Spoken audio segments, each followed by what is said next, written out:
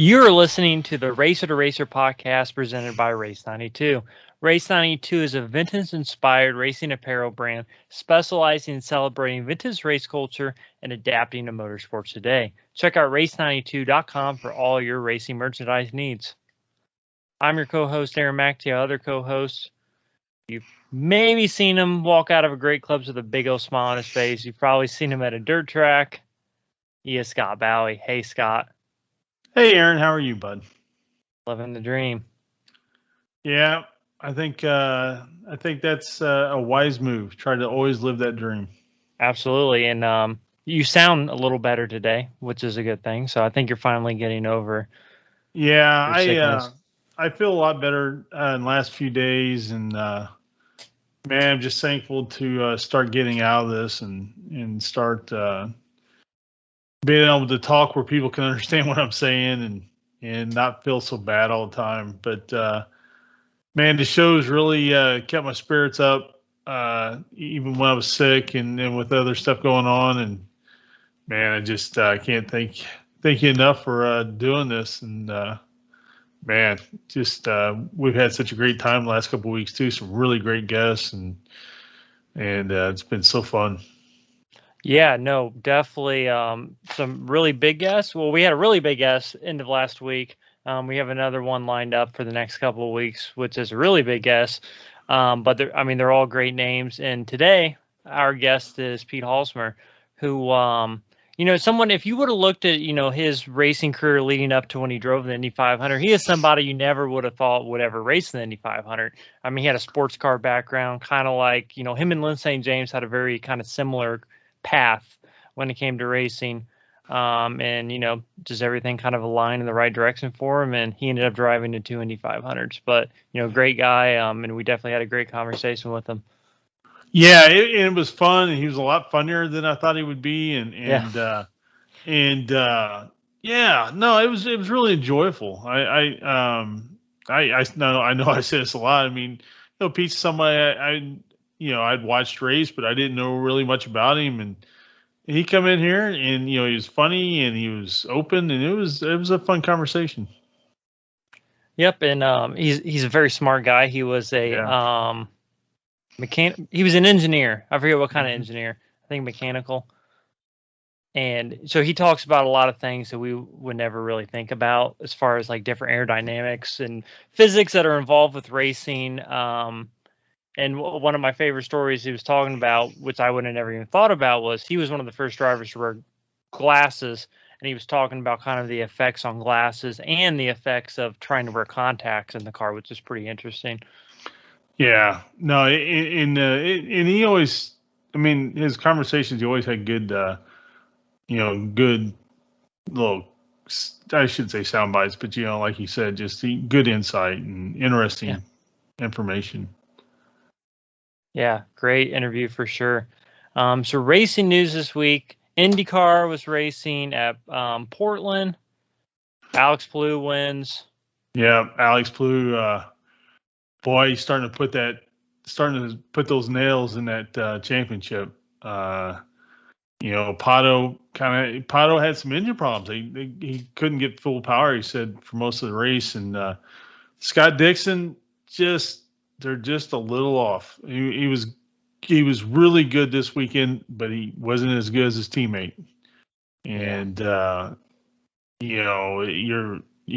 know we've said it a million times this year, but Youth's getting ready to get served in IndyCar paddock, and but it's been a great season.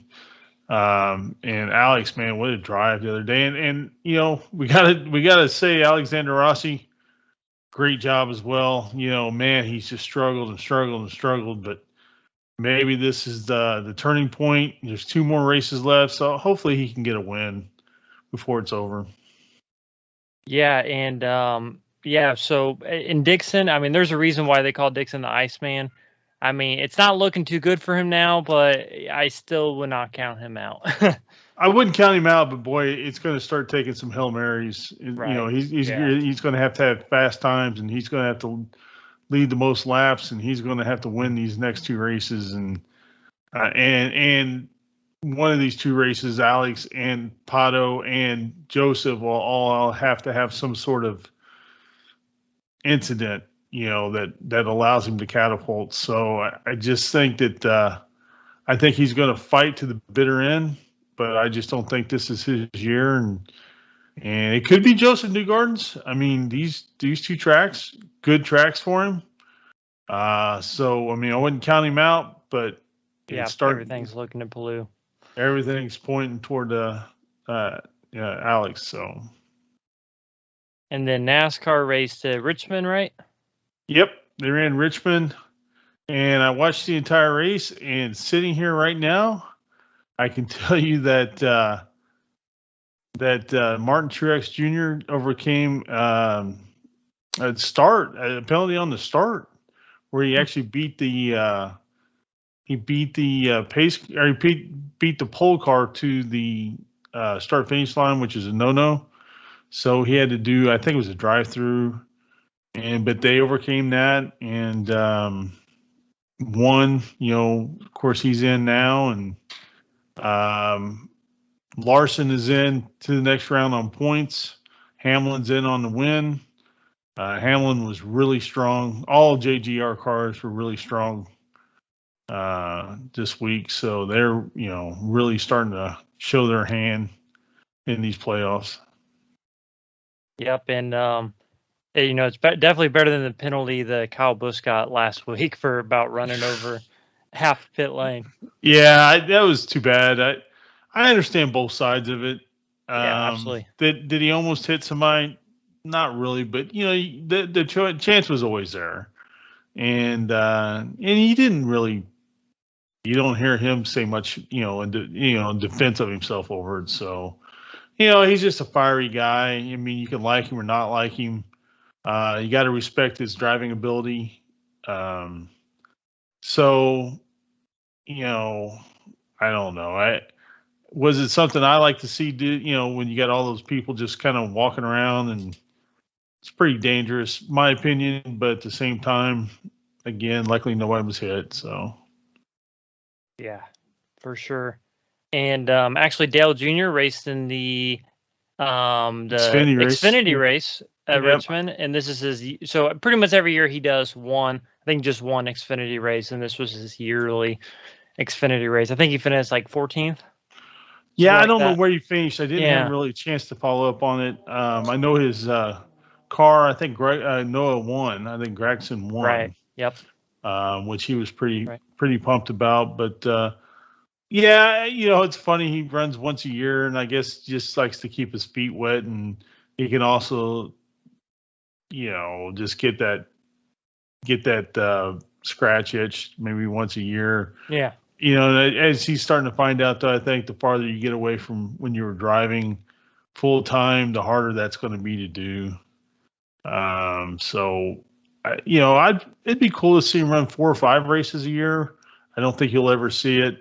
But it's cool. It's good to, I think he likes it that his daughters get to see him race, and yeah, I'm sure that's kind of part of it. Yeah, and I think it's a real family moment for him. So good for him. I don't know. Is a juice worth 1 race a year? I don't know. I don't know if that squeeze is worth it, but to him it is, I guess. Yeah, absolutely. Should we have any other racing news, or I think that's pretty much the big ticket items. Oh, Formula One. Yeah, Formula One. And I don't know much about what happened there, but it was looked pretty intense from the photo of the tire sitting on top of Lewis's halo. So thank goodness for the halo. Yeah, him and Max, crashed out, which is kind of ironic. I mean, those are the two big championship contenders there.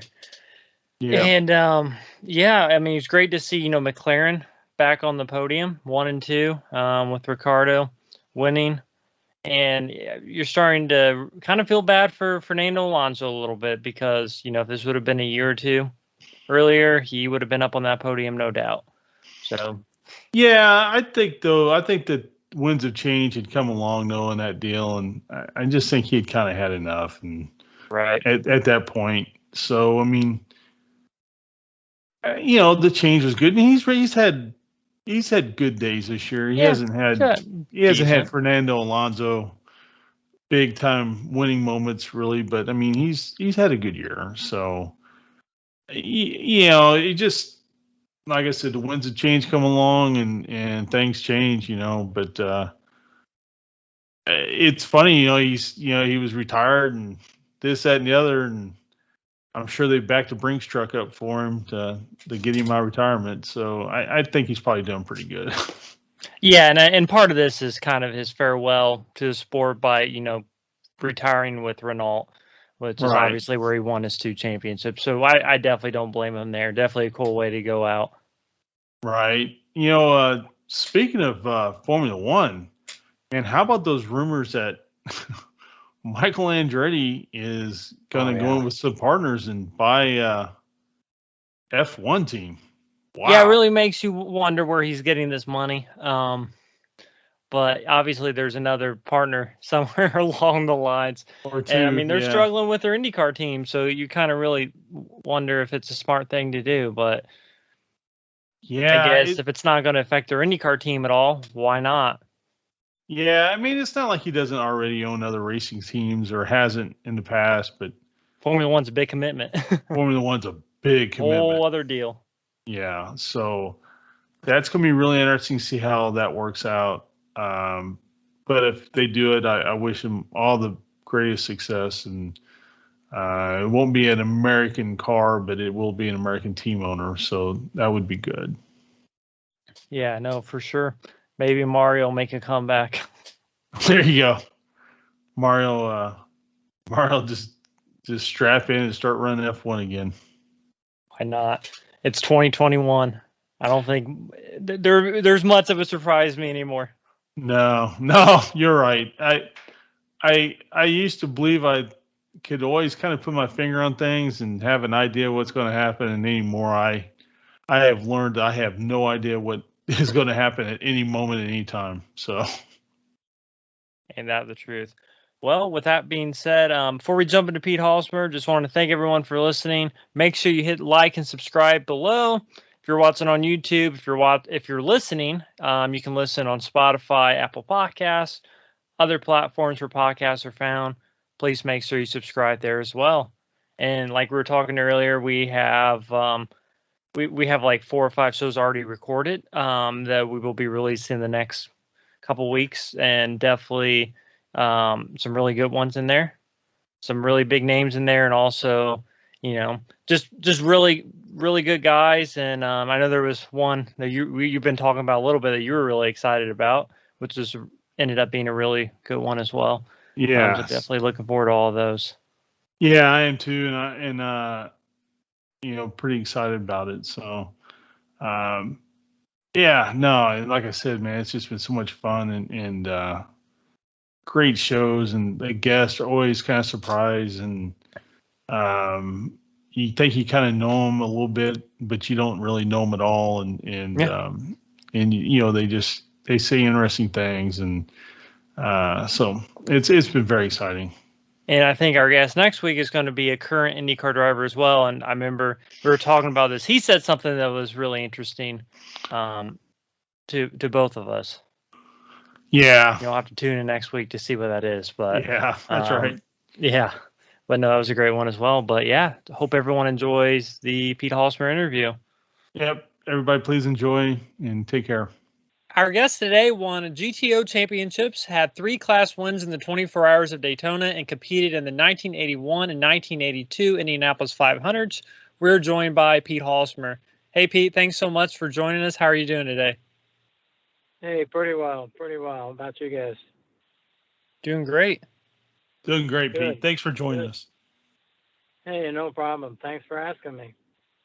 I thought it was fun. I didn't really realize, I think, Aaron, you mentioned something about in our text setting this up about you live not far from the speedway down there, and you enjoyed. And I told you I grew up in Lafayette or outside Lafayette, and you enjoyed the Triple X. I remember as a kid going to school in Lafayette. Mm-hmm. In grade school, going over to the west side as we got older, we got old enough that we could have enough money to buy lunch. Like every couple of weeks, we'd be able to buy lunch instead of taking it in our sacks. And so we'd hike over to the west side. I think I remember when the McDonald's first appeared, the McDonald's first came on the scene. There was one over on the west side, just below XXX.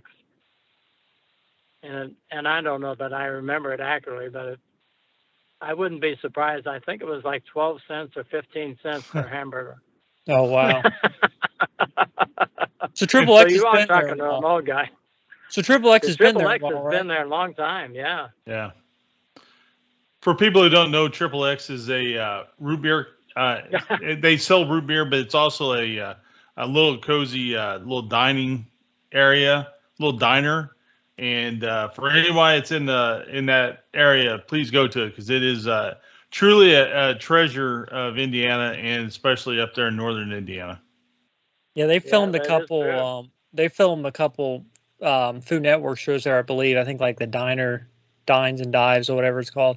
Oh, really? Yeah. It's been a while since I've been in there, but it is kind of a neat place. It's an old time drive up, you know. Yeah, it's great. Absolutely. I'm laughing because my cat just tried to jump up on the table. Sound like you missed. It never yeah, he did miss. Yeah, it never happens right. It never happens when I'm not recording a podcast, but as soon as I start recording the podcast, he tries to do crazy stuff. All right. So it must be a female cat. She realizes you're not paying attention to her. No, it's actually a male cat. Oh, I'm going to make a lot of friends in the female population. So talk a little bit, Pete, about how you first got interested in racing. Well, really, I guess growing up, I grew up in rural Indiana, a couple miles outside of Lafayette, on a little combination farm and small airport my dad and uncles had. And so I grew up learning to work on things, on cars, on airplanes, all that kind of stuff. And I always enjoyed technical things and learning to work on things. And you know, we built our own cars and that kind of stuff. And we actually, my brother and I, built a little plane out of salvage parts at the airport as we were growing up. So we enjoyed that kind of thing. And I always enjoyed sports as well. And I really wanted to be able to fly jets like in the military. But Right. I ended up not having the best eyes, and I wore glasses, and so that was kind of out. But I don't know, I got kind of interested in high school. Some buddies were kind of interested in sports cars, and it just kind of developed from that. We went to a couple of races, hiked up to Elkhart Lake and watched an early Can-Am race when I was in high school, and used to go down to the Speedway and hang out in the infield and all that kind of stuff. And I just thought it was something I really wanted to try. I really enjoyed the combination of the physical challenge, kind of the athletic part of it, as well as the mental, technical challenge of trying to figure out how to make a car quicker than what the other guys had. And so it's just a really fun combination of those things. And once I went through school and went through the Army and had a chance to do what I kind of wanted to do for a change, I decided to pursue that, and was stupid enough to think I could do it, and dumb enough, you know, not to know anybody in racing. So I remember thinking when I first started, I went to California and took a job with the Russell School out there at Willow Springs as a mechanic, and that's how I started. Well, I started back in Indiana when I got out of the military. I bought a Formula V and tried to race it for a few races and got my national license, but I realized real quick I didn't have enough money to be even competitive in the Formula V.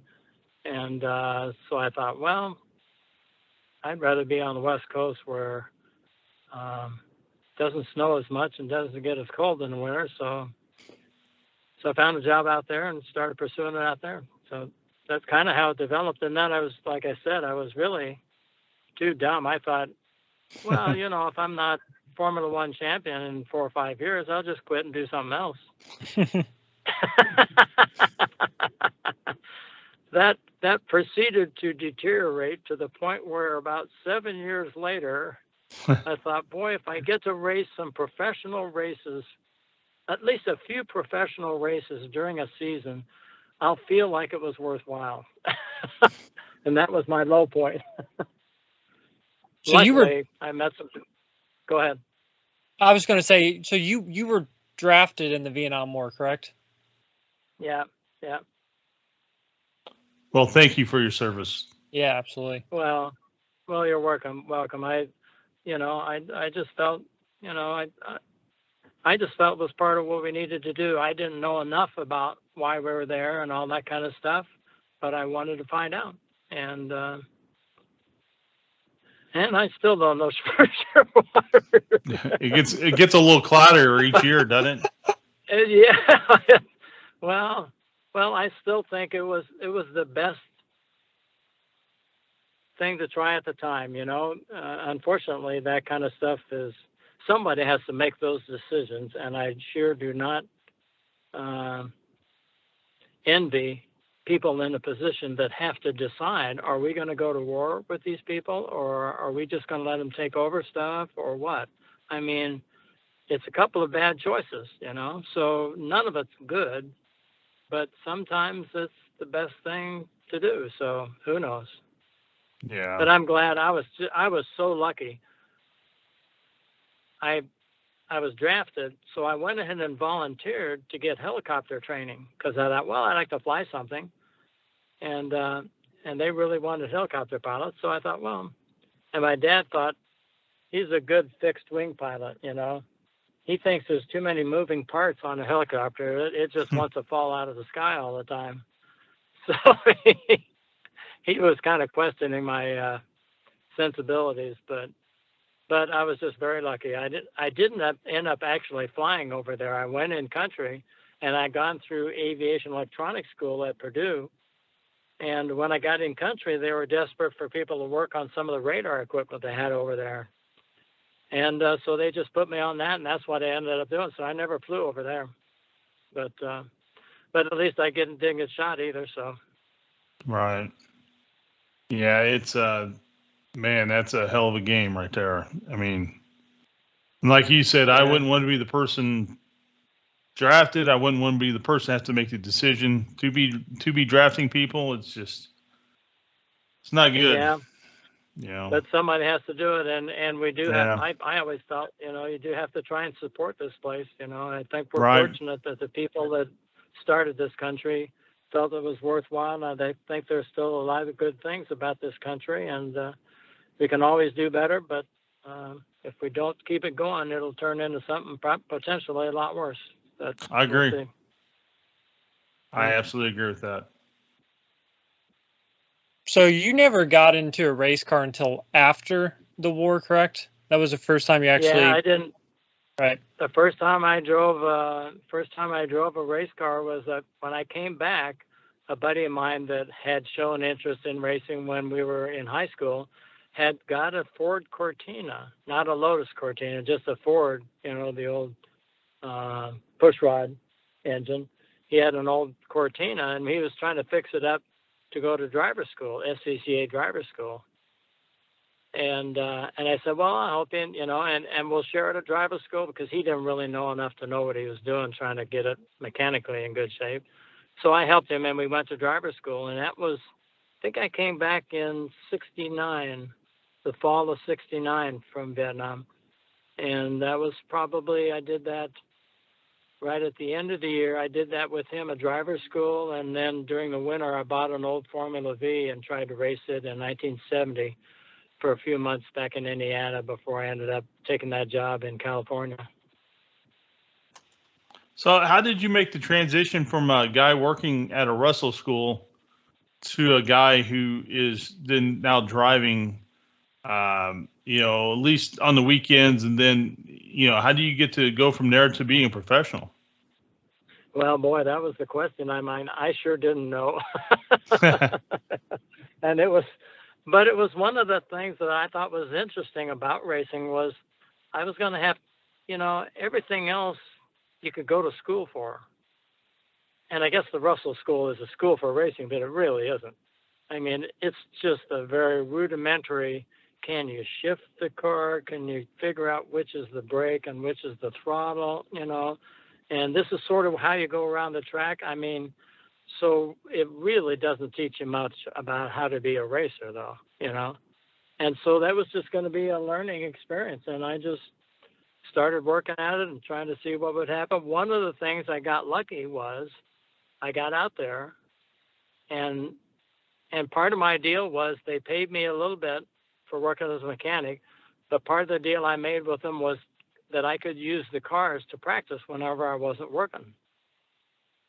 So here I was with a racetrack and a Formula Ford that I could go out and just practice early in the day before we ever started the school.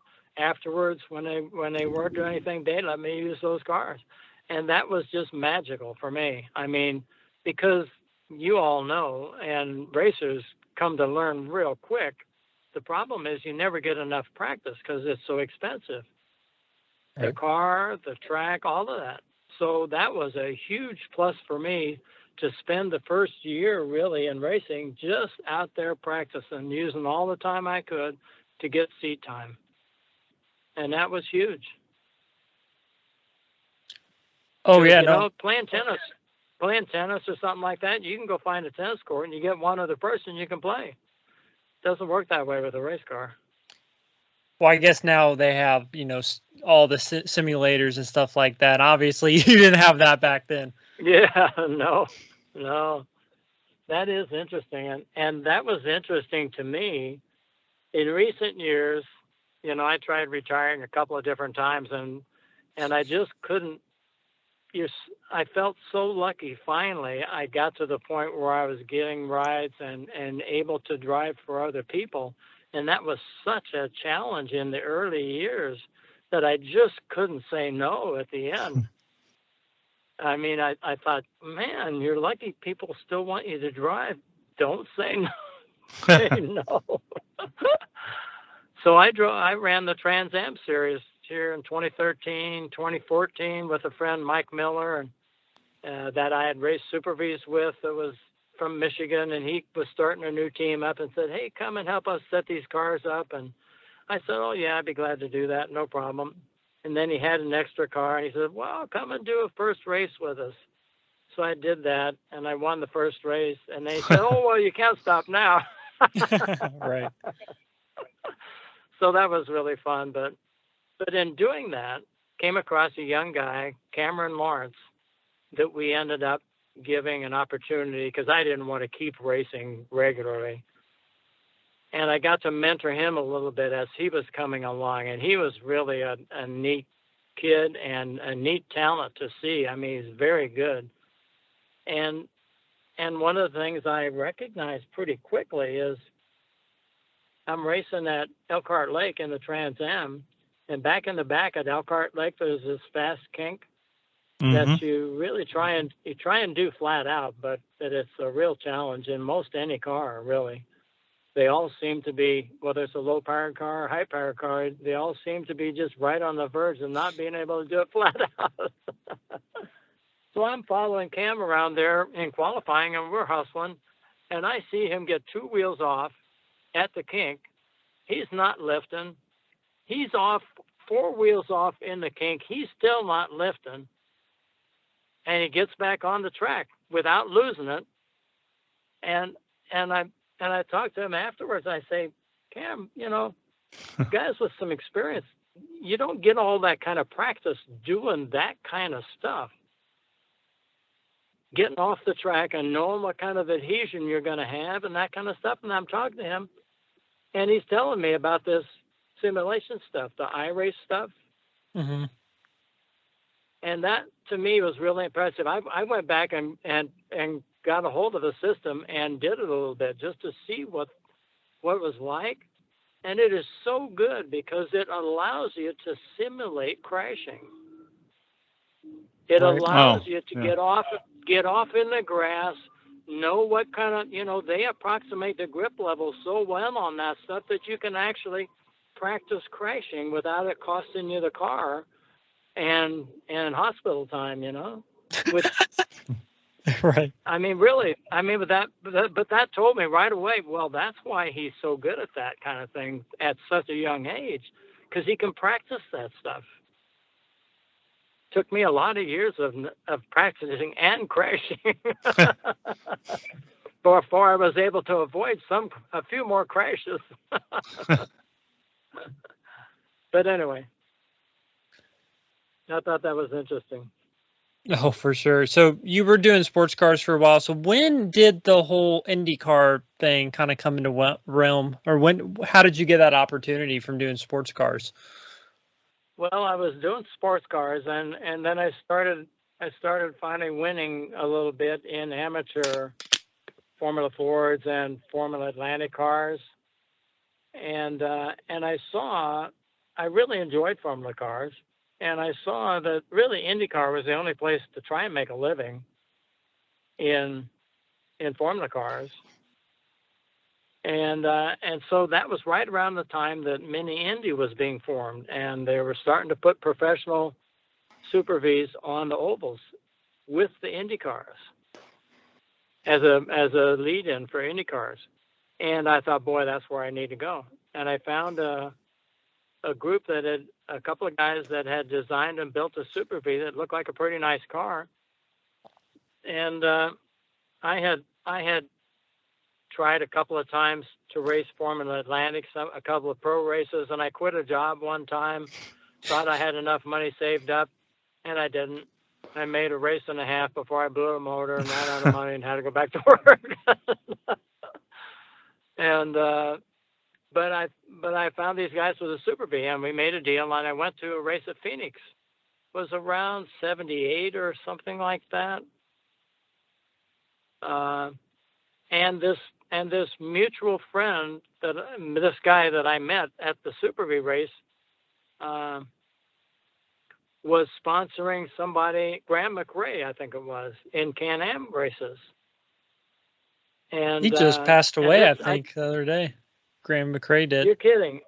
I just barely remember that. That was still, I'm surprised I remember that name, but I remember Eddie Lewis was the guy that I met at the Phoenix Super V race, and I finished, I think it was third or fourth in that race, which was kind of a surprise to the regular Super V guys, because this was a one-off car. Nobody knew about it, anything, and we did surprisingly well with it. But Eddie Lewis saw that, and he said, hey, come and talk to me. Anyway, he was a good friend of Frank Arciero's, who is the guy that I ended up eventually getting hooked up with and driving for several years in Super V, and then some IndyCar stuff for him. But he was a longtime patron of racers. He gave Gurney and Unzers and those people rides back when Gurney was coming up in racing, well before me. And he had been out of racing for a little while, but he had gotten back in. Kevin Cogan had talked him into getting a Super V. And Cogan ran a couple or three Super V races for him. And then Penske picked up Cogan. And so Frank was there and didn't have anybody to run the car. And his buddy Eddie Lewis recommended me to him. That's how I got involved with them. And my initial deal with Frank, and Frank liked me because I could drive the car, I could maintain it, and I was just doing it for purse money. And so I quit my job and started doing it for purse money, and that's how it started with Frank. And that's really what allowed it to end up working out for us. I was looking through the list of people you drove for, and did it say in there that you drove for Bill Simpson? Did you drive for Bill? Actually, yeah. Well, I did. It was part of, that's right. That before I got hooked up with Frank, this Eddie Lewis had seen me run that Super V race at Phoenix, and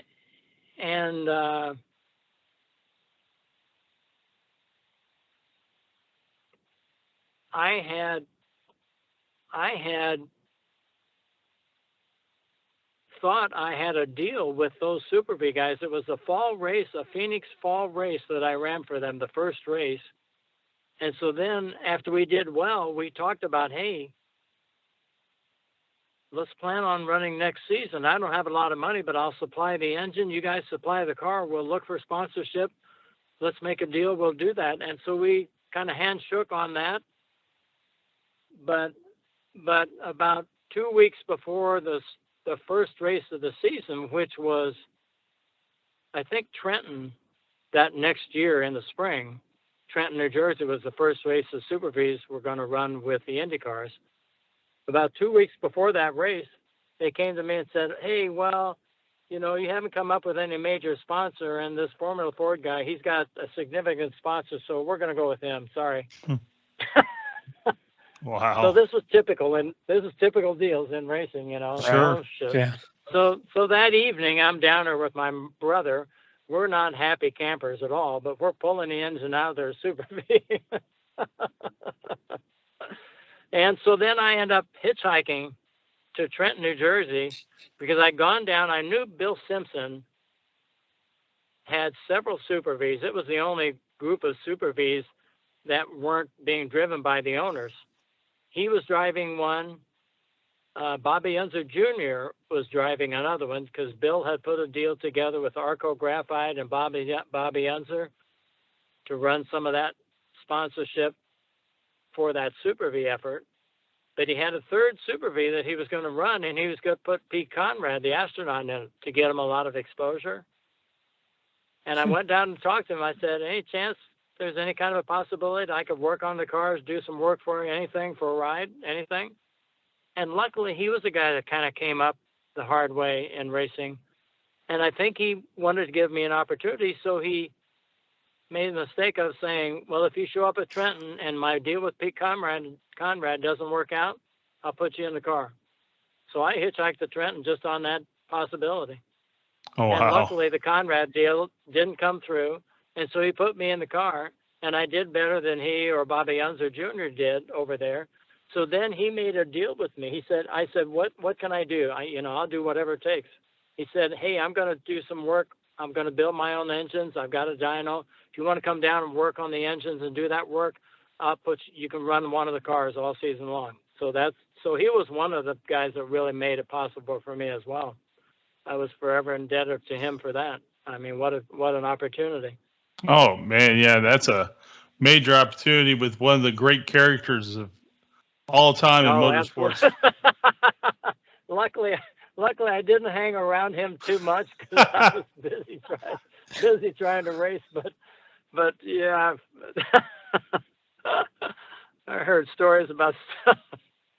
Yeah. But what a nice guy. I never really knew him all that well, but what a help he was to me. I mean, along with Frank Arciero, a lot of people gave me opportunities that just were the right thing at the right time, you know. Yeah, and a lot of people forget that Rick Mears drove, for Simpson a little bit, before you guys did. That's right. Yeah. That's right. Yeah. Absolutely. So would you say when you started the mini Indy stuff, your goal at that point was to race in the Indy 500? Well, it was to try and be a professional racer. I wasn't so committed to the cars because I was learning, by that time I'm starting to see how tough it's going to be. And if your name isn't Andretti or Runzer or something like that, the chances of getting and the consistency of having sponsors is going to be tough. And so I pursued IndyCars, and luckily I was able to, after doing well in the Super Vs for Frank, him being a good buddy of Gurney's, he made a deal with Gurney to build a building for him in return for getting a chassis, so that we could run a few IndyCar races, and just worked out deals like that, but I realized, Frank was putting up a lot of money of his own, and we didn't really have a lot of major sponsorship. I found some local sponsorship locally for Indy with Payless. The Payless Foods guy was a really great help to me, and Colonial Bread, the guy that ran Colonial Bread, we got hooked up with. Rich Barretto and his family, Sandy Barretto and stuff, they put me up through the winter, one winter, so I could spend time back in Indiana looking for sponsorship and trying to do stuff. They were a big plus and supporter of mine. You know, just a lot of people like that in different spots that helped me out, just made it possible. But I could see that was a tough road. And I knew, and meantime, I was trying to get as much seat time as I could in sports cars, like going to IMSA and running the long distance races where they needed more drivers. And that's what allowed me to be able to do that. And that got me a lot of seat time and made connections for me in the sports car stuff. And eventually I knew that maybe that was the better opportunity to get hooked up with the manufacturers, because Ford and Chevy were involved in the IMSA GTP stuff and the GTO and Trans Am stuff. And so that was the opportunity. Actually, when I first started driving, the IndyCar experience gave me the experience with turbo cars, and then Busby gave me the opportunity to drive for his GTP team in 1985 full time, and that was the first opportunity that I could take that was a full-time drive, and I didn't have to be running and managing the team, which I did for RCRO from 80 through 84. And so then I could just start driving full-time, and that was the opportunity that then built the experience. And I won one race for that team, the only race that we won that year for that team, and that kind of got the notice of the Ford people in their efforts with the GTP car they were running, which was a little turbo 4-cylinder. And I ended up got that opportunity to get hooked up with them, and that made for more of a long-term, more stable relationship, that I didn't have to be looking for sponsorship and stuff like that. I could just be concentrating on driving. So that was it took me till 85 to stop having to run a team as well as drive. So I did 15 years getting to that point, you know. Oh wow! And I started when I was 25. So. Yeah, you definitely don't see that today, especially people who start when they're 25 and end up driving an Indy. That's just not. I don't think it's possible today. Yeah. But I was so grateful, you know, for it, you know, because I didn't have the money, but I figured I had the time, and when it came to shove, when I was racing against guys that had some money, they had more to lose than I did. So. Right. You look for whatever advantages you have, you know. Oh, absolutely. Yeah, no, you got to. So 1980 was your first year at Indy, right? And you didn't qualify. And then you came back in 82. Yeah. Well, I qualified but got bumped. Yeah. Oh, I'm sorry, 81. No, you qualified at 81. So 81 was your rookie year. So well, I did qualify. I did go back in 80. Mm-hmm. And I qualified, but I got bumped. Right. Okay. Because I think that was the year I drove for Herb and Rose Weiser. They had an old Big Naughty copy of a Ford Coyote. And it was just a mom and pop operation. They had a volunteer crew chief that worked for a vocational tech school somewhere in Michigan, I think, and a couple of volunteer helpers. And actually the first IndyCar race I got an opportunity to run was at Ontario that year for them in a McLaren that they had. And it only came about because a good friend that I gotten to know that had a little business in California offered to put up $1,000 sponsorship. So I didn't have hardly any sponsorship, but I had $1,000. And the race at Ontario that we went to, I missed the whole first day of practice because they were waiting for Dick Simon, who said he had $2,000 worth of sponsorship. And he never showed up with it. So So we missed the whole first day of practice, but I ended up getting in the car, ran the race a little bit, I think something happened to the transmission or something, but they were happy enough with me. They said, hey, come back to Indy. We'll put you in the car. We won't put your name on the car because we want everybody to know we don't have a sponsor yet. But, you know, if we don't find a sponsor and nobody comes up with a bunch of money, we'll let you drive it and let you qualify it. And so we did. And actually that, you know, so that was the first 2 times I drove an IndyCar somewhere. But then later in 81, actually it wasn't with Arciero's car in 81 that I came back, because I was still running Super V's for him, and we were kind of starting to talk about Indy stuff, but I was trying to put together Indy stuff on the side while I was still driving the Super V and running the team for Frank, and running Michael Andretti in the Super V in 81 while I was trying to go back and do Indy. And that's a whole nother, man, that was you guys are reminding me of all these stories, man. I had Eddie Lewis or somebody told me about this guy. There was a friend of, oh shoot, now I can't think of the guys' names, but these guys were sponsors of IndyCars, longtime sponsors. Not Granatelli, but a name like that. Jufrey. What's that? Jufrey Brothers? No. Not Jufrey Brothers? No. I can't think of who it was. It was he was anyway, this guy who was a sponsor, he had a brother that was in country music. It was a family that loved racing, and they were involved in Ascot out in California, I think, that racetrack. Agajanians, that's it. Okay. Yeah.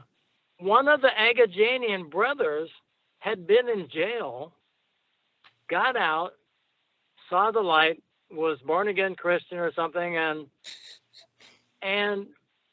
he was trying to help me out, because he had a guy that was putting up some money. Well, it turned out this guy that was putting up some money for Agajanian was embezzling it. And what I thought we had as a promise for some money for sponsorship to run Bill Alsop's car when he got picked up by Penske, his team, he wanted to keep it intact because he didn't have a full year deal with Penske.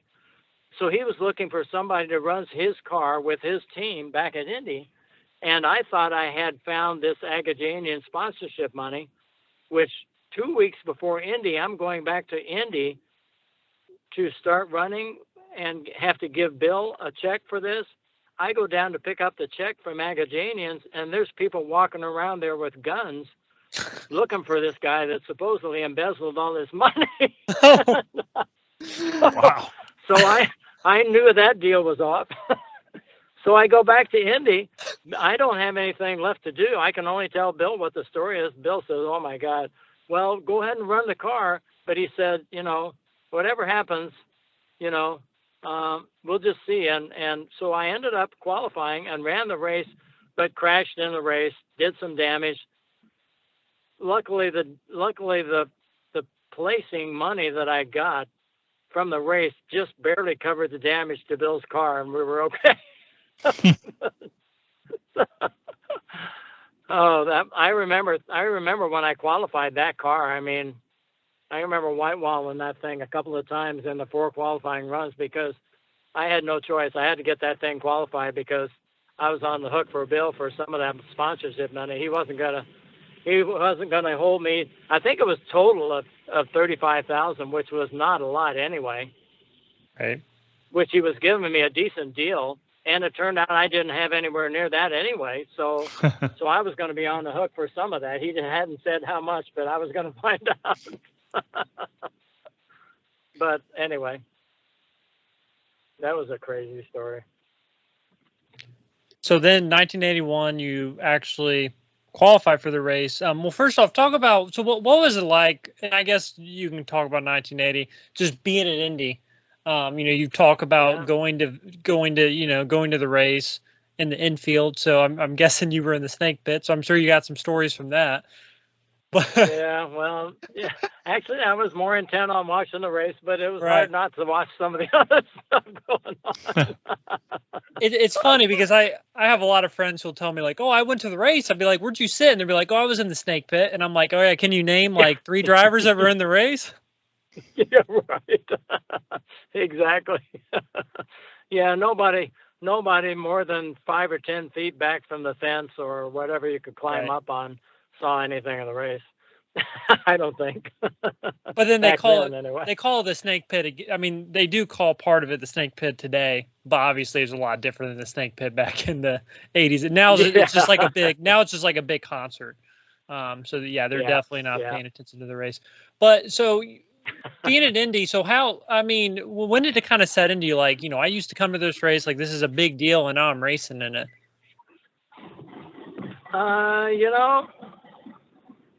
I guess it was a disappointment to me in a way, just because,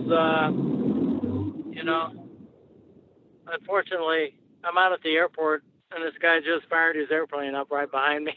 So I thought that was a plane. No, you're good. Just for a minute. You know what? I'm gonna pull forward and go around the other side of the hangar so it won't be making so much noise.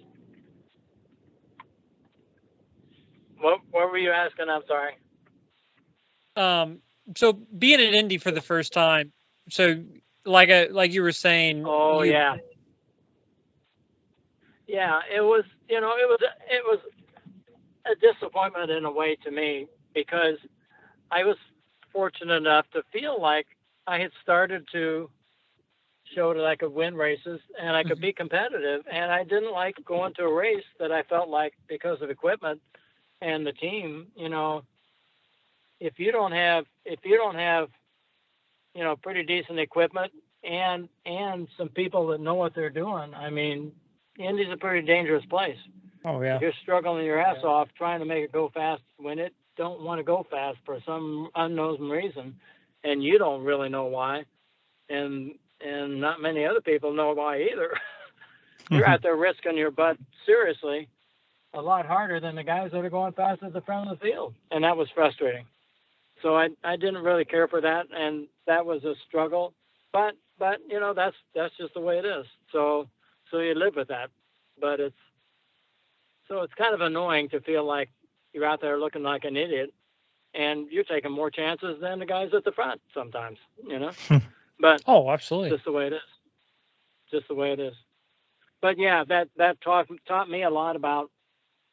Hey, it's important, especially at a place like that, to get in a situation where you have some good people, engineering capability, equipment capability, and some testing and practice time to learn the vehicles so that how to try and make them work.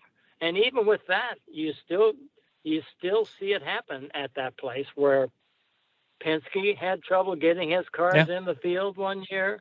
I mean, that place will just freaking drive you nuts. And it is a scary place when that's happening, let me tell you. It almost happened again this year, too. Absolutely. I saw that, yeah. And that's the intrigue of that place, though, You're going so fast that the aero stuff, like in the early years with the ground effects cars, they were all about making as much downforce as you could, but they didn't realize that the subtle pitch changes as you slow a little bit or speed up a little bit, the subtle pitch changes, particularly if you have to use any brakes, but you're not really using brakes. You're just using the aero load to slow you a little bit, and you're trying to keep it flat. Just those pitch changes would move the center of pressures on those cars to the point where they were really hard to control. And that kind of stuff, you're not going to figure that out as a driver. You're not going to be able to deal with that. You've got to live with it. You got to figure out what you're going to do about it. And so that's the kind of stuff that I'm talking about that goes on at that place, because of high speeds, aero forces, having worked in aerodynamics and that area some, I learned fairly early on the speed, the force that the air creates is a function of either the square or the cube of that amount in terms of the change in force. It takes if you want to go twice as fast, you have to have 8 times as much power if you're just increasing power to do it. That's a cube function.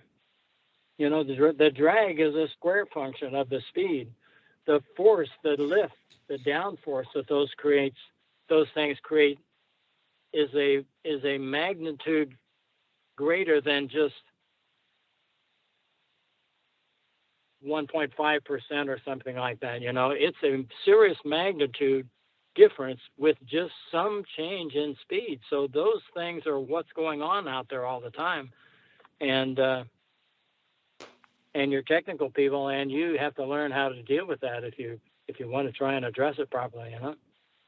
Right. I wish you could have seen the look on Scott's face, because you might as well have been talking in a foreign language. Well, I'm sorry if I'm getting too technical for too many people out there, but no, I like it. No, please. No. Really? I originally was an engineering major, so I understand a little bit of it. Oh, good, yeah. Well, go ahead. No, I was going to say, what's funny, we discussed all of that, but one of your former teammates, we did a show with her, and she said that you left her a note. Lynn? Yep, she said that you left her a note one day. It just said, "Trust your butt." And at the end of the day, you got to trust your butt. That is exactly right, though. You know that, I mean, and what I meant by that, and what I was trying to tell her is, from the standpoint of, don't let the crew guys tell you need to be going faster because we just made this change and it should be faster. Don't trust what other people expect. Try and believe what you feel the car is doing out there. And if you think it's not doing something that you think is not right, trust that. Don't trust what other people say. Well, don't worry about that. That's just normal. You know, you should be, don't let that bother you. Well, they're not doing it out there, and they're not the ones that are feeling it. And I at least came to realize that, you know, after having an accident or two there at that place, you know, you have to, it is an interesting challenge because you're trying to absorb what it feels like the car is doing. You're trying to make that make sense with what you think it ought to be doing. If it's not, you want to try and think of things that will make it better. So it's a combination of knowns and unknowns and all kinds of variables. Yeah, it's definitely one of those things, you know, what works for one driver doesn't work for another, and like you said, it's all about, you know, trusting that feel that you're getting. Let me ask you this: at the Speedway, sure, is it just a case where at the Speedway, the track is just different enough and it's just fast enough that all that's amplified, or is it just its own beast compared to Ontario or, you know, or Michigan or another big fast oval? Well, I think that's the difference. That track is just enough different, and it's at the really high speed. So it's really quirky, and it's really, you know, you're talking about, you know, thousandths of an inch difference in ride height or spring adjustments or things like that. Making significant impacts on how the car handles, and you combine that with those 4 turns. They all have a little different characteristic, especially when you get some wind going different directions on different ones and all that kind of stuff. But they're particularly difficult because they don't have a lot of extra banking, and the fast way around that place is is to be carrying as much speed as possible through the middle of the corner, Right. And I think and that means tuning out the drag to the point where you just are starting to feel like you got a lift, that you can't keep your foot down. And keeping your foot down keeps the attitude of the car stable so that you have a more consistent downforce handling package.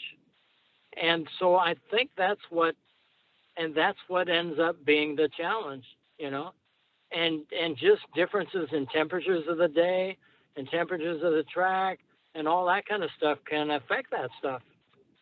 Yeah, and I think go ahead.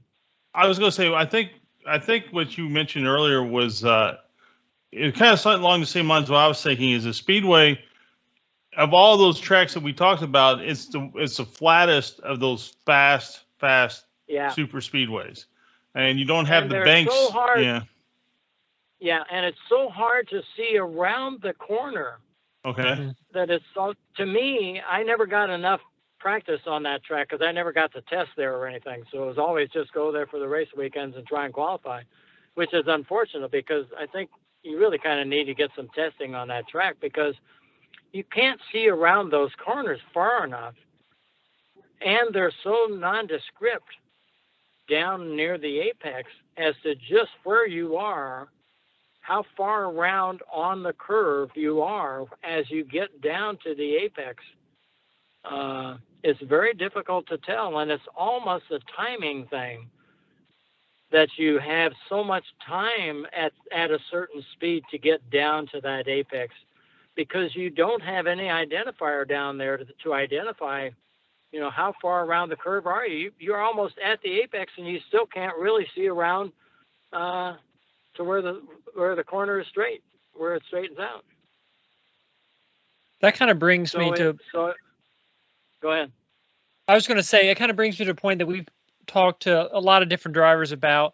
It seems like through the years, if you look like, it seems like the road course racers always do really well at Indy. I mean, do you think that's why? I mean, do you think that you kind of have to approach the track more like a road course than an actual oval based on kind of the things you were just talking about? I don't know. I never felt like I ran enough there to be able to offer much advice on the place other than trust your butt a little bit. Seriously. That's always been kind of a question in my mind. I remember talking to Rutherford a little bit. He was always really nice to me when I first went back there. And for whatever reason, I don't know why, but he was just a really nice guy. And he was talking to me about being a little careful. I tended to open up the entry to those corners, and try and run a higher line before slowly bringing it down to the apex. And he was a little nervous about me doing that. So I don't really know that I ever really. One of the things I learned later on, I think I learned for me anyway,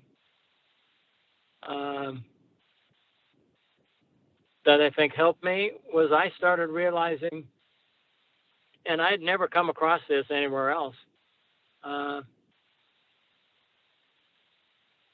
things are happening so quick, and just what the car does, being able to be ready for it and being so attuned into the visual perception you have of what's going on out there in front of you and how your car is yawing or not, made me start to work on not blinking in the corners. And I've never heard anybody talk about that, but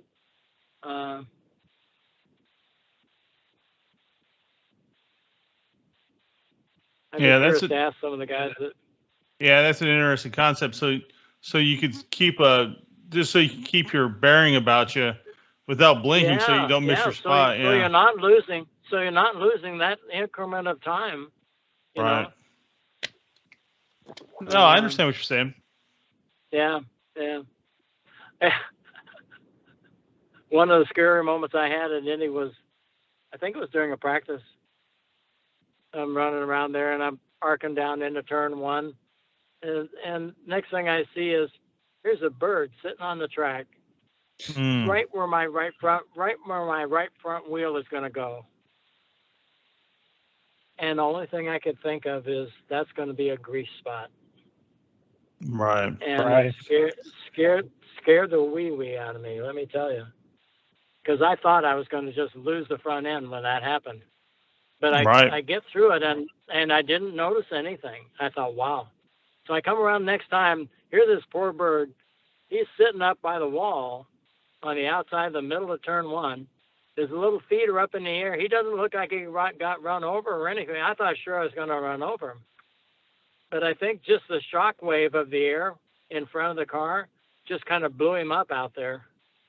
And he probably hit the wing or something like that. I don't know. But I mean,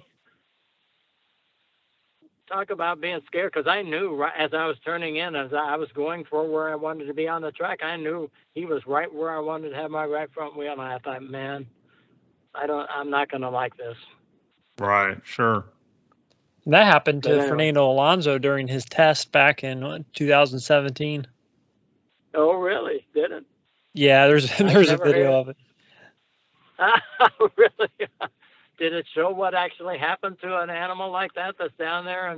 And I wonder how much the air, because the air in front of the car, as the car gets really close to something like a bird that's lightweight like that, the air will start to push them forward. It's starting to affect stuff out in front of the car. So yeah. Sure. Yeah, I never thought of it like that before. Yeah, that would make sense. Yeah. Yeah. I don't think that bird survived it though. I don't think that one survived it. It's like that video, and I'm sure you've seen or at least heard of him. Randy Johnson, the baseball player. He does photography now for racing. He's like a racing photographer. You know what I'm talking about, Scott? Oh, I know exactly what you're talking about. Yeah, I didn't know the major league pitcher. Yeah, he's known. He hit a seagull or something, didn't he? Yeah. Bird with a. That's right. I remember seeing that somewhere. Yeah, he's 6'7". He threw up. He ran it up there about 100 mile an hour, and that poor bird just exploded.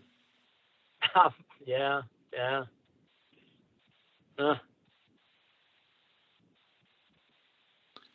Crazy stuff. But I was fortunate to get to do that stuff. It was a treat to get to run there and really then go on and have that be kind of a stepping stone to making a career of driving for Ford and for the manufacturers and road racing stuff. So a question that I've asked, that I've started to ask all of our guests that have driven in the 500. And I think the best answer to this was from Willie T. Rips, which I'll explain what he says in a second. But a question. So your first time in the 500 obviously would be 1981 during the race, the parade laps. Yeah. Like those first few laps, like, are you just kind of taking it in kind of as a spectator at that point? Like, wow, I'm in the Indy 500, there's 400,000 people or whatever here. Or when do you actually kind of set into, it's just like any other race? I don't know. I was treated like a race. I needed to get my butt forward. but I'll tell you what I did find out the first time I started, and I started back in the back. The first time you start, everybody stands on the gas. The alcohol fumes at the back of the field just about make you pass out. Yeah, right. We've had a few guests that started in the back, and they all say the same thing. Just talk about how hectic, how hectic that first 2-3 laps are. It's hectic, and I just was amazed how almost choking you to death, how the fumes were so bad, And right. It was one thing trying to deal with the traffic and everybody like that, but the fumes were what got my attention right off the bat. But then you're just trying to sort out how's the car working, what are your options, have you got anybody that you can try and chase down, or are you going to be able to run reasonably competitive, or are you just running around out there at the back, or what, You were talking a little bit earlier about your eyes like not being good enough to be a fighter pilot, and you wore glasses. Did you wear glasses when you raced? I'm guessing you did, right? In your helmet. Yeah. Did those ever get like that's a problem. fogged up or? Yeah, that's a problem. The real problem is the turbulence behind other cars, and it's shaking your helmet on your head. Okay. Okay, and your glasses are kind of wedged in there in the foam and the foam against your head, so they're jumping around and bouncing around, and so you're dealing with that. But then also when you sweat in there, you start sweating and that gets on your glasses. You can't get in there to wipe that off, so you're looking through all that kind of stuff. It's a really interesting challenge. Oh, wow. I never thought about this the turbulence part affecting the glasses. Oh, yeah. You figure it affects the head, but you don't think about the glasses. Yeah, it's shaking the helmet on your head so much, and that was a challenge with IndyCars early on. I learned to try and work on the windshield on the car. It had to be up a certain height to be able to loft the air over your helmet a little bit, so it wasn't. If it was catching the top of your helmet, it would try and pull your helmet up, and it'd be trying to hang you on your chin strap, number one, because it would create a lot of lift on the helmet. But then also the turbulence when other cars were around in front of you, just shaking the heck out of your head, Right. No, for sure. I tried to use what are the little things that you put in your eyes? I can't think of the name of it. Contacts? Contacts. Yeah, contacts. I tried to use contacts later. I think it was around 83 or 84. Some of the road races, I was trying contacts just because of the heat and the sweat causing such a problem, and being able to see through that. And Pancho Carter saw me. That was at Mid-Ohio, and I'm getting ready to go get in the car for the start of the race. And Pancho looks at me and says, "Where's your glasses?" I said, "I'm not wearing them." He said, "You can't go run without glasses." I felt like saying, "Tough shit, buddy." No, but I said, "No, I got contacts on." Oh, okay. But that didn't work out so well either. I had tried playing racquetball and stuff like that with contacts, and I got them to work pretty good. But I have an astigmatism, and contacts are weighted a little bit so that they keep the right orientation for the astigmatism. But then the G loads in the corners make them rotate and not hang straight down. And I hadn't thought about that. So that didn't work so well. Wow, I had never even thought about that. Yeah, I would never thought about that. That's crazy. Luckily, one of them came out in my helmet during the race, so at least I had one good eye. Luckily, I never told Pancho about that. That's funny. No, I've experienced that with like doing go-karts, like a K1 speed or whatever. Once I wear contacts, and yeah, I mean, if you have your visor down all the way, it gets dry in there, and your contact will kind of shiver up and fall out of your eye. Oh yeah, always something. So, this question actually. So when we asked, and I'll share this real quick. So sure. Willie T. Ribs, his response. So 1992 Indy 500, they're doing the drivers' meeting. Al Jr. tells him, excuse me, he tells him, Willie T, if you on the first lap, on the first two laps, if you look into the snake pit, was the snake pit the whole track, Scott, or was it just one? No, I mean, basically it was down in the corners, but 1 and 2 was really 1 and 2. Okay. Considered a snake pit. He was like, if you look down in 1 and 2 in the first couple laps, he goes, the woman will flash you when you drive by. So Willie says he intentionally he keeps his seatbelts loose. So when he's going through the turn, he's actually up like kind of into his car, and he's really looking. Yeah, right. What he said. Well, I'm sorry. What did you say, Scott? I said that's what he said. Yep. I'm sure that's what he said. He said he didn't see anything though. Yeah, he said he was disappointed. Yeah, right. He just didn't loosen his belts enough. Tell him. That's right. He's so full of it sometimes. Oh yeah, no, that was a great interview for sure. He's a good guy. Yeah, no, it was a great interview, and he is a very personable guy, and like his mother told him, he said his mom told him that he was 25 years ahead of his time, and I'd say she's probably pretty spot on about that.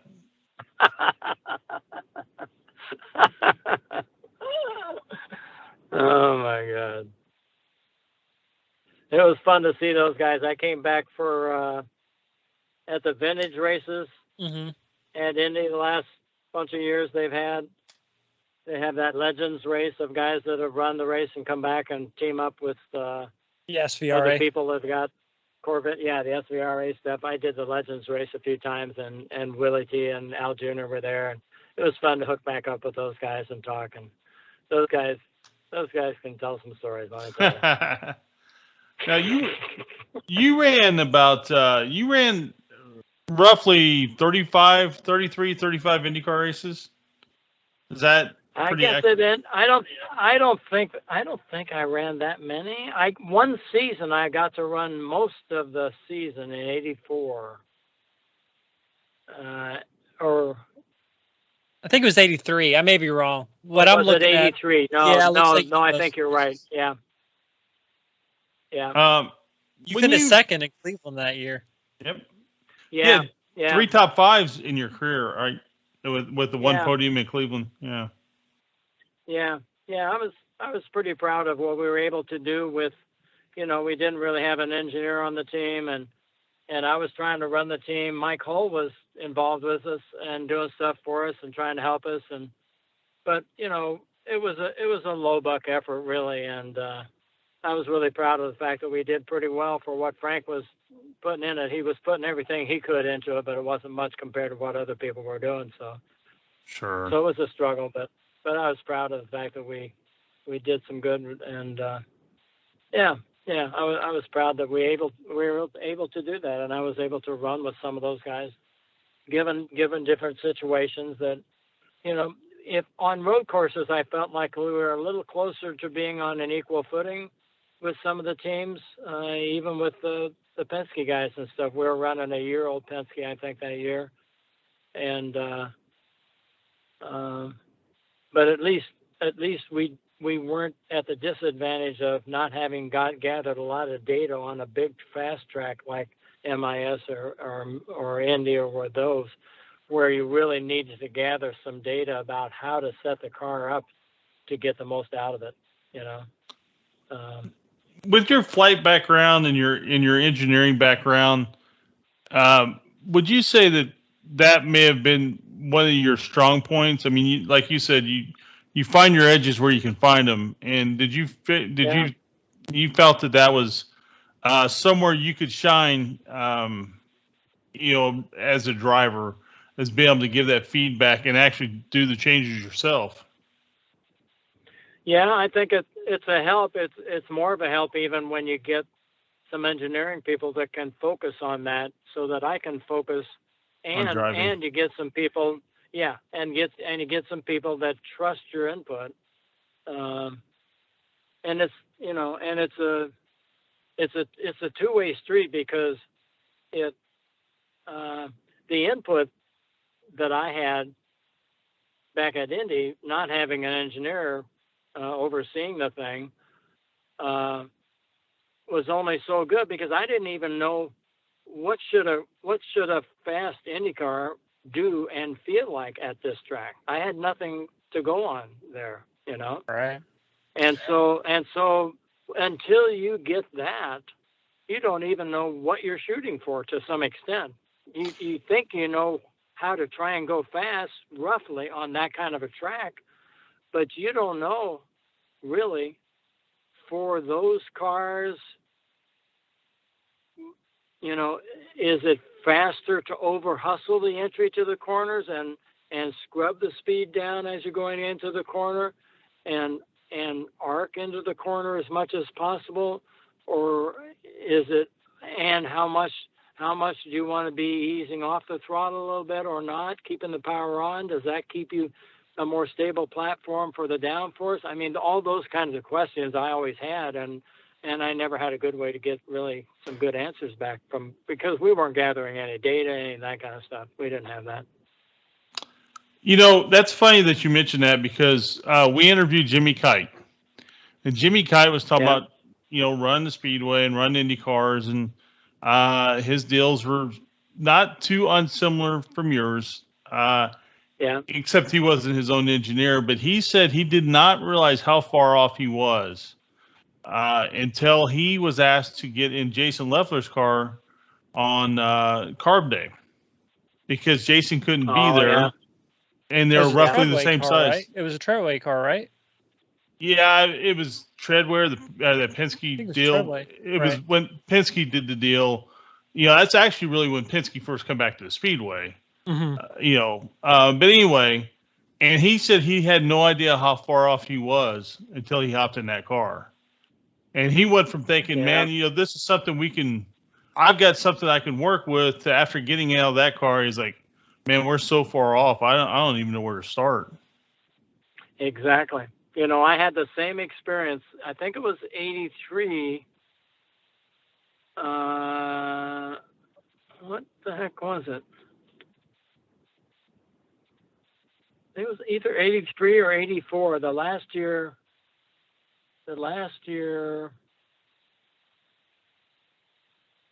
that I ran for Frank, which I thought was 84, but we didn't quite. Anyway, I thought we had a March at that time, a couple-year-old March. We had actually grafted.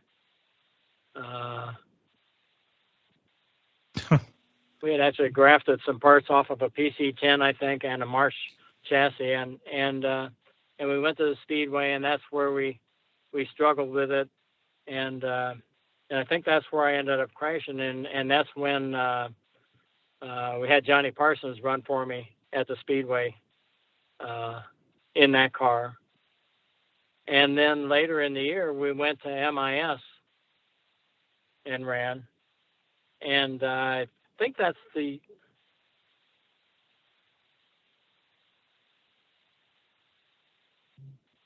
that was the year that we had the tire problems up at MIS, and they postponed the race or something happened. I don't remember what it was, but anyway, we didn't have any data on the car and anything to go by. But finally, somebody gave us some help in terms of basic setup of the car, and all of a sudden it went from scaring the hell out of me trying to qualify 15th to being able to run in the top 10 and not scaring the hell out of me nearly like it did at 15.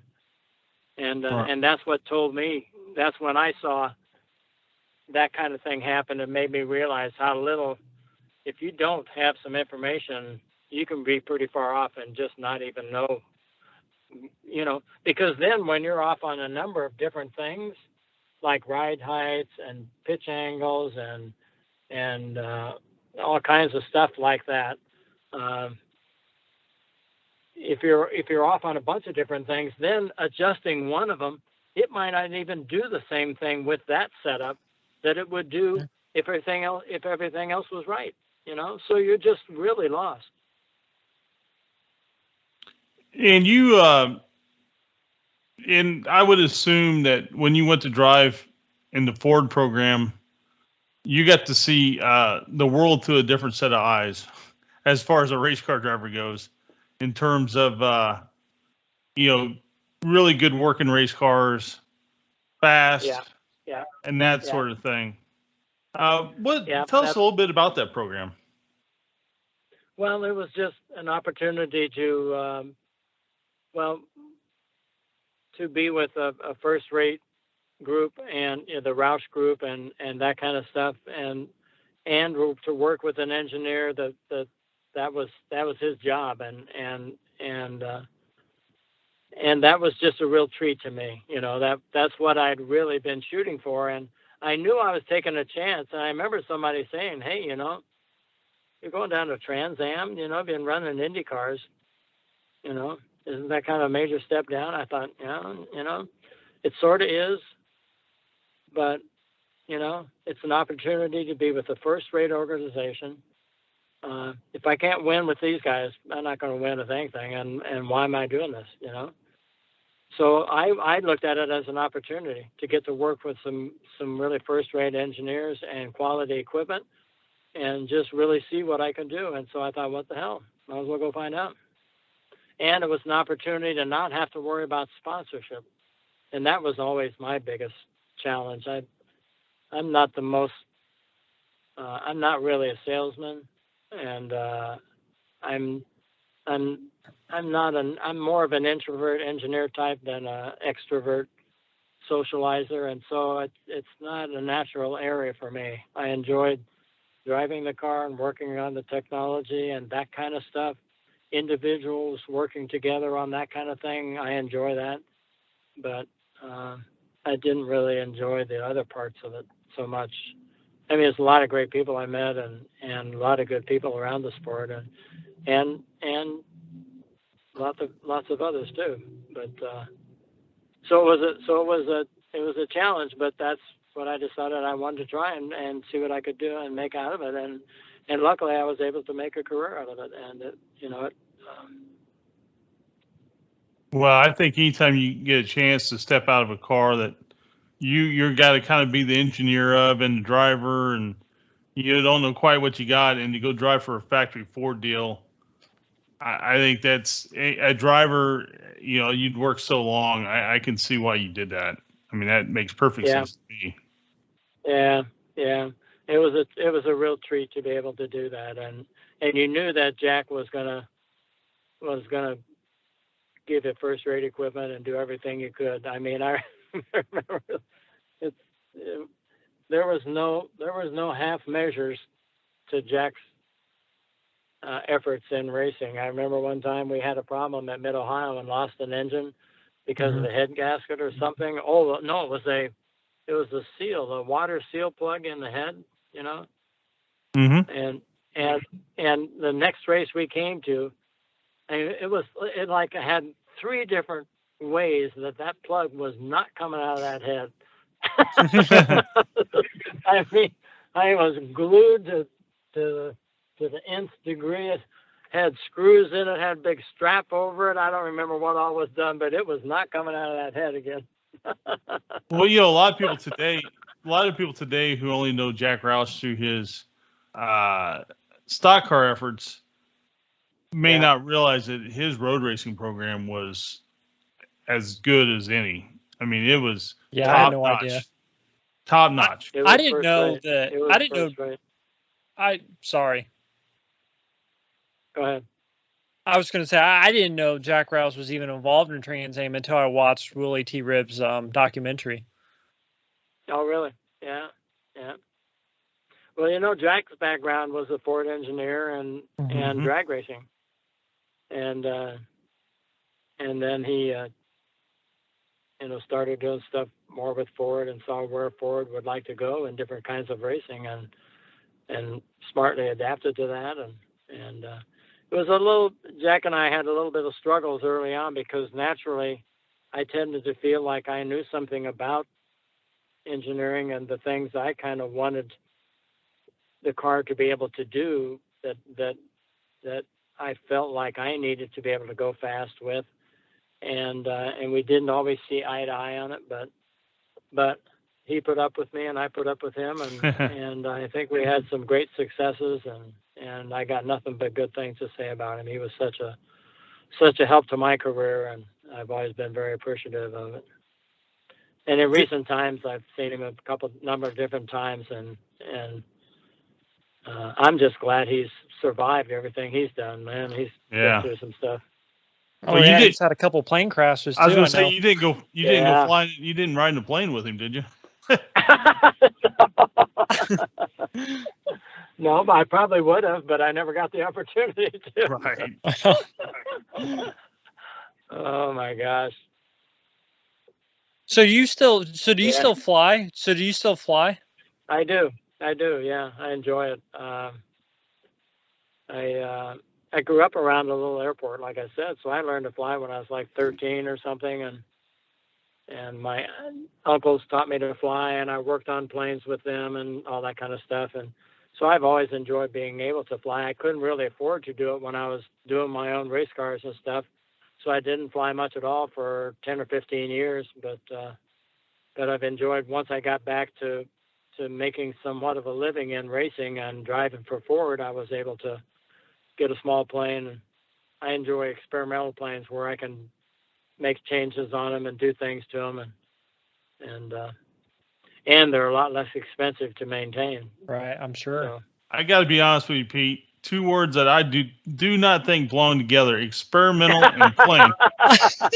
Those two things yeah. do not belong together. You know, you're not altogether stupid to think that way. I'll put it to you this way, Pete. I'll let you do all the experimenting on that. Well, thank you. And then Scott will ride in the plane with you. So good. So far, so good. Yeah.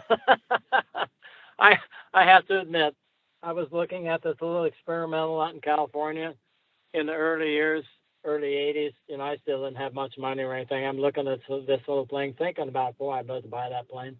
So I talked this guy into a ride, and so I go up for a ride thinking, okay, well, you know, hey, man, I wish I was on the ground as soon as we were in the air, because I don't think that guy knew what he was doing, number one.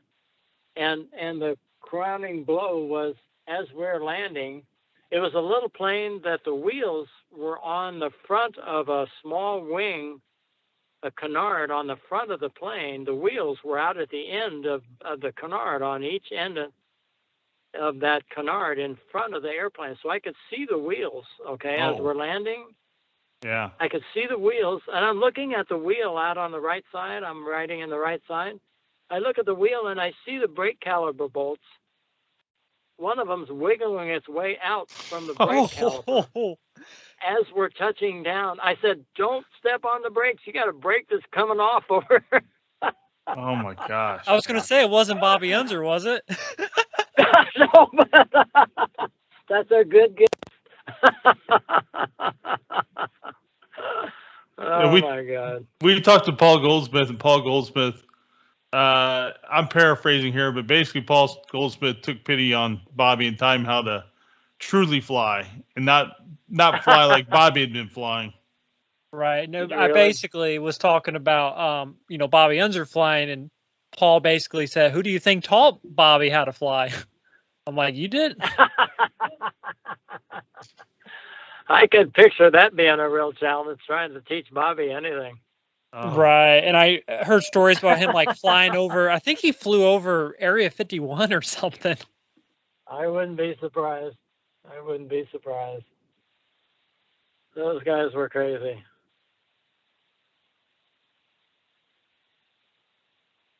Well, when we come to the end of our episodes, there's always a few questions that we ask.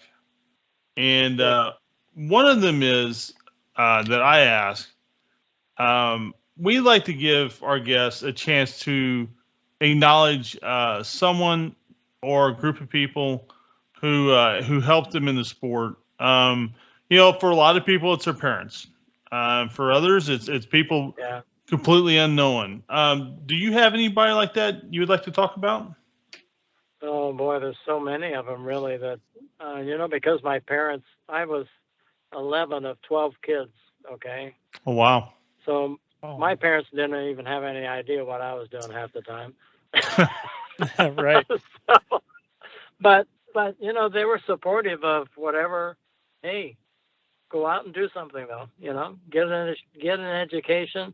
I'm so thankful to them that they had that in mind and recommended it and highly. And I did that, and that allowed me to pursue my dream of racing. So they were instrumental in that way. And, but so many people along the way, that the Eddie Lewises and the Frank Arcieros and the Gurneys and the Bill Simpsons and the Rich Barrettos and Sandy Barrettos, the Colonial bred guy. Geez, that's terrible that I don't. Jim and I can't think of his last name. This is part of the problem with getting old. And the Payless food guy, Larry Contos. Luckily, I remember his name because he was instrumental in helping me. And the Ford guys.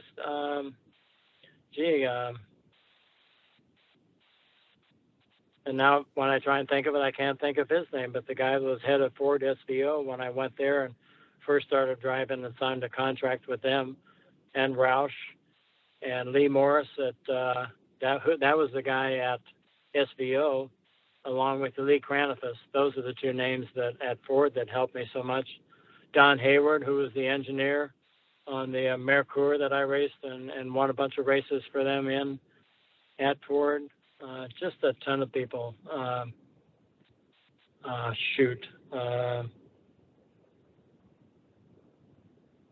The guy that was the engineer that was instrumental in me winning another championship after I left Ford and went to Mazda.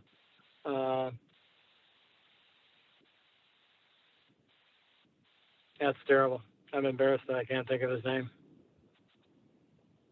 Well, if you're like me, you'll think about it about 2 seconds after the podcast is over. Exactly. Yeah.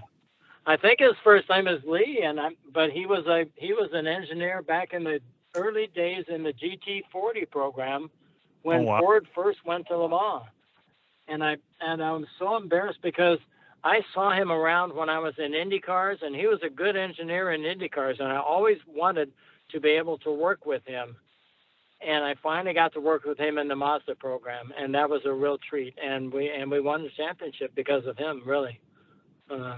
And he was the kind of guy that trusted me a little bit about what I thought I needed to be fast with the car, and thank God that works well. If you can, that's one of the things I think that really makes for a really top team is when you develop that trust in the other members to really go ahead and do stuff full bore and not question it and give it a shot. That's really the kind of topping on the cake that a first-rate operation takes advantage of, is when you get that kind of cohesion and cooperation and working together that produces more of a result than anybody can do just on their own. It was a real treat to get to be able to be involved in those organizations like that. Especially, like, it was fun to go to Roush and be able to win for him and win a championship. And but then, you're expected to. So then I thought, well, the next choice is to then go to Mazda with a new group that's forming and see if we can't do it that way. And we did that with them as well. And that was the real treat for me. What would you say, and this probably isn't a very fair question, but what did you enjoy more? Did you enjoy that struggle and that hard work and the and just all, being the engineer and being the driver? Did you enjoy that, or did you enjoy being a driver only with input? It really depends on what you mean by enjoy. I mean, there's a real enjoyment sort of after the fact when you see what you've accomplished. There's a real satisfaction and gratitude and enjoyment of that when you see you've been a part and played a part in something like that. It's not necessarily very fun at times going through it. So it truly was enjoyable, and really I enjoyed and fun, but it was a lot of hard work too. And you tend to forget the hard work, I think, after you're a ways away from it. Right. But it's so hard to say. It has its fun times, it has its enjoyment, it has its satisfaction from the accomplishments. I'm just ever grateful for getting a chance to do that and taking the chance. And that's a sad thing I see in our society in these days is kind of minimizing the human enjoyment and satisfaction that comes from hard work and doing something that's difficult and taking a risk and being successful. You know, success Yeah. is really just a lot of failures put together that Yeah. taught you a lot of things that allow you to be successful. Yeah, I think that's a great point. And I think if you study, and I'm not a great student of history, but if you look at any great person in history, they failed way more than they succeeded, and Absolutely. and they have to. I understand. I mean, from my viewpoint of it, we are minimizing the effort for the glory of the victory today. When the effort Yeah. gets you the victory, Yeah. we Yeah. want the victory without that hardship. But And that's that a and natural human inclination. Yeah. right, and that's a generalization, because I mean there are very successful people who have worked so hard and still today work so hard to be there, Yeah. and I don't want that to Absolutely. be a general statement on people as a whole, but if you Yeah. if you just believe the media, or you believe certain things, that they don't put the emphasis on the effort, in my opinion. Yeah. Yeah. No, I think you're absolutely right. It's unfortunate. I think it's a disservice to the kids growing up because they don't learn the right lessons. They get affirmed too much without much effort, and that doesn't teach them the right lessons for life, I don't think. Right. But that's just my take. Right. So you've been back to the 500. I know you. Well, when was the last time you went to the race? A couple years ago, right? I went just a few years ago. Yeah. Yeah. Do you think you kind of appreciate it more, like kind of what you did, that you were able to make the race the more that you go, or what's that like, really kind of going back, years later?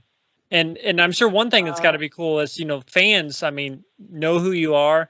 They ask you for your autograph. They do, obviously, the Legends Day autograph session and stuff like that. Yeah.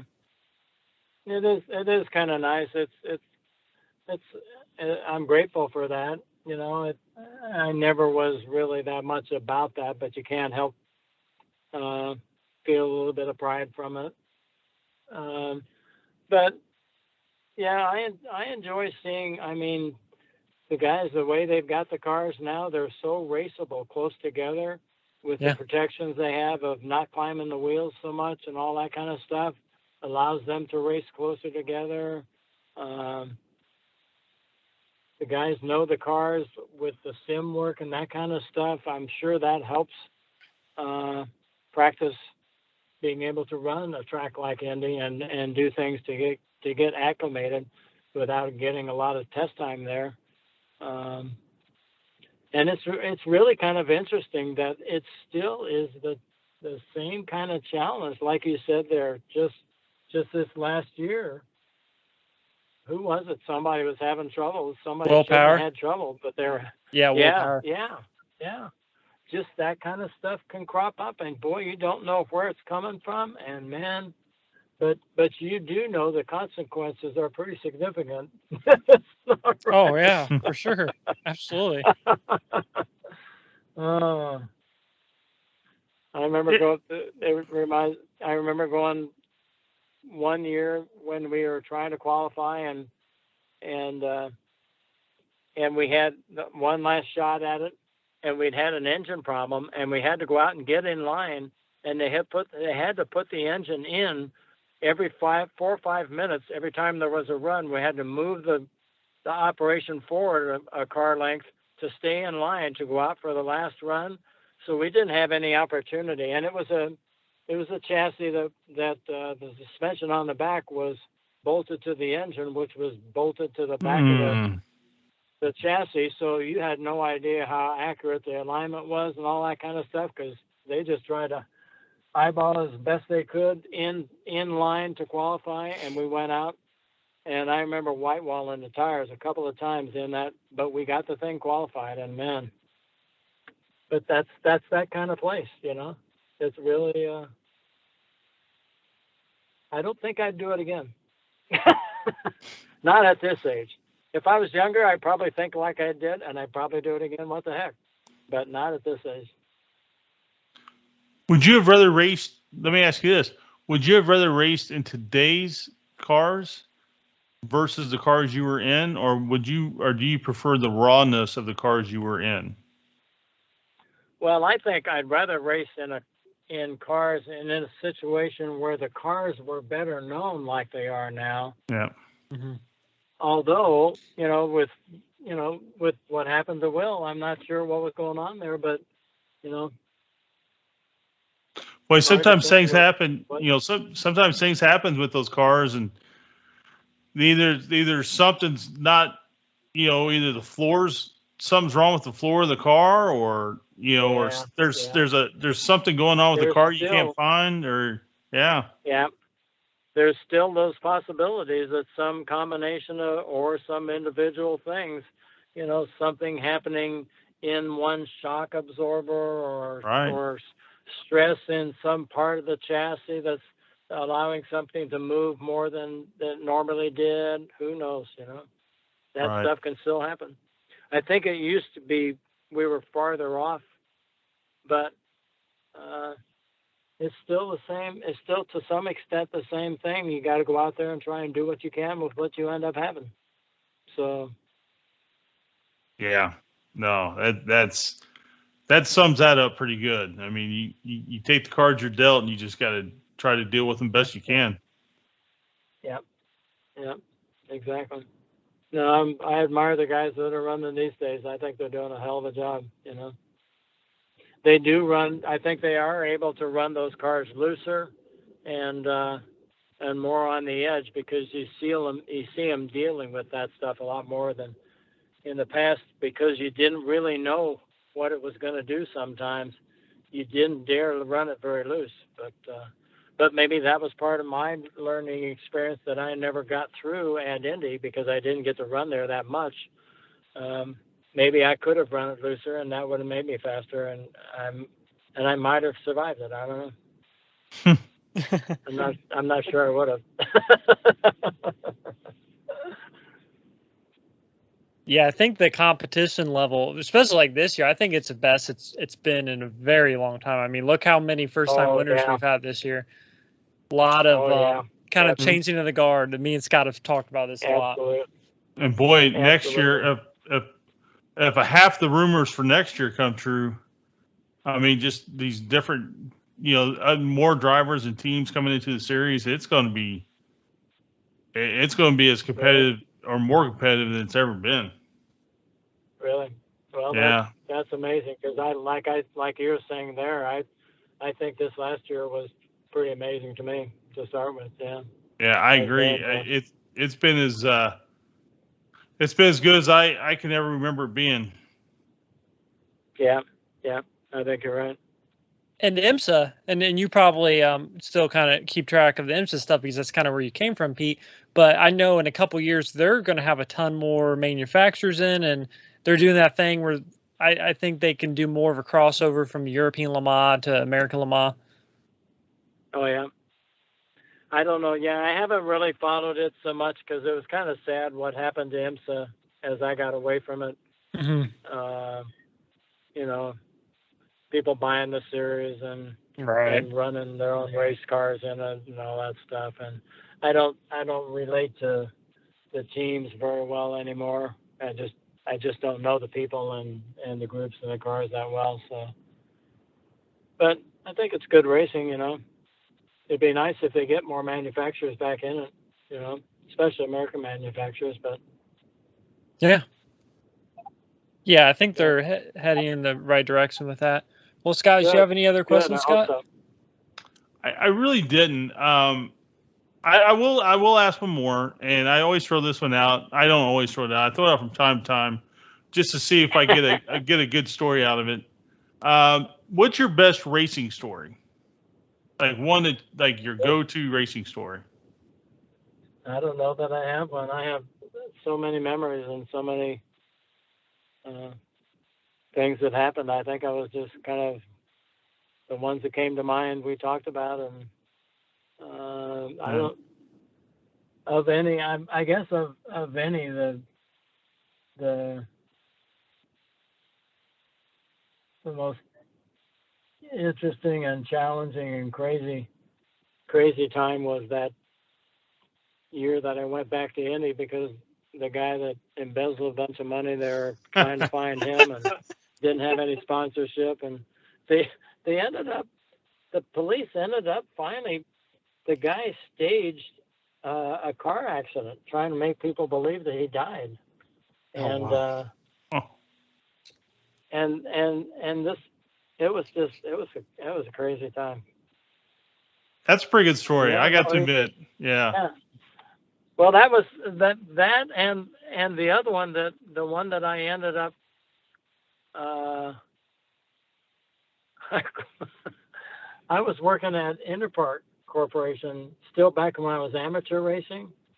Mm-hmm. And I thought we had found a major sponsor, and we went to dinner with this guy, and actually he was a friend of the guy that was the designer for Gurney at the time. It was back when I was just getting to know those people a little bit, and so I thought he was probably on the up and up. This guy that was I can't think of his name now. Oh. No, I can't think of it now. Oh, Gary Wheeler, to design the Wheeler Super V. He was Gurney's designer for a little while for the IndyCar, Mm-hmm. and he designed that Super V. And he and Fred Carrillo got together and decided to build that Super V. Well, anyway, they were going to try and form a team, and they talked to me about running the team for them, and they wanted me to quit my job. So I quit my job. I was married at the time. I quit my job. I'm supposed to be going out looking for equipment, trailer and truck and stuff like that. So I put together for this two Super V team. And next thing I know, there's no money showing up. Nothing's happening.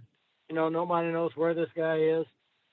We had gone to dinner, my wife and I, and another guy that they were hiring as another driver, and the designer for Gurney was there at the dinner that we all agreed on. This is what we're going to be doing. And the guy just disappears. Several weeks later, my wife is driving somewhere. She sees this guy a little ways away from her in the traffic in an old VW. And she swears if she'd have been able to, she was going to run that guy over in the car. She swear she couldn't get to him, but she was going to drill that guy in the car. That's funny. This sport really attracts those types of people. I mean, you hear those stories a lot. Do you? Well, they're true. Let me tell you. Yeah, I mean, I've been lucky never to really deal with anything like that. But man, I've heard a lot of stories over the year where guys got the money, this guy's got the connection, this guy, and all of a sudden you can't find him. I won't say the person's last name, but I always used to call this one guy. I always call him by his middle name. I named him Check is in the mail, because he'd always tell everybody, like, he would tell people that, yep, I'm going to help you out. I'm putting the check in the mail, and of course no check would ever show up. Yeah, it's amazing. It's amazing. See, did you ever race against? Did you race when all like the Blue Thunder racing team and all that stuff was going on? Blue Thunder? No, I'm not familiar with that. That was Randy Lanier's team, right, Scott? Yeah, Randy Lanier. It was who? Randy Lanier, and then of course the Whittingtons were. Yeah. Sort of. And everyone was wondering where the money was coming from. Yeah. No, I was never. I mean, I saw those guys around, but I was kind of getting away from the INSA stuff as they were coming in, and they were around because Randy Lanier ended up. I was a little sad to see Frank get involved. I think Randy ran some for Frank, because he brought some sponsorship money with him. God knows from where, but sponsorship in quotes. Yeah, I don't know what you call that sponsorship money. Yeah. But anyway, yeah, I was never really around. You know, I got to know John Paul Jr. a little bit because we were teammates a time or two in some sports car stuff. And I always liked him. He always seemed like a decent guy, and I think unfortunately he came up in some bad circumstances and got involved in stuff, but he paid his dues unfortunately and had to deal with it. And Well, I think he just passed away not too long ago recently. I think. Yeah. Yeah, hell of a race car driver. Felt bad for him. Hell of a race car driver, you know, and I mean, who knows who knows how you'd react in that situation when it involves your dad. And I mean, there's so many levels to that. And I don't know much about it at all, but I know a little bit, and I'm sure like you do, I'm sure you know more than I do. And not really. man, I just couldn't imagine being put in that situation. That'd be terrible. Exactly. I have a lot of respect for. It derailed. It absolutely derailed. Great race car driver. I mean, that guy was was really, really good. Yeah, absolutely. Yeah. Well, Pete, thank you so much for for coming on you're here very and welcome. talking to us. Yeah, thank you so much, Pete. Thank you guys It was an absolute pleasure. Thank you so much. Well, for me too. Nice to meet you guys. Hope to catch you sometime when I'm down there. Yeah, if you ever come back for the 500, whatever, just let me know. I live just about 5 blocks from the track, so I'm always there. Yeah, you said that. Darn. And Pretty Scott's neat. not that much You've further seen all either. that stuff over there. What's that? I say Scott doesn't live that much further either. Oh, really? Oh, you're both down in that area? Yep. Oh, neat. All right. Well, thank you guys very much. I really appreciate it. Thank you. Thanks, Pete. Okay. Bye-bye. Talk to you later. Bye. Bye.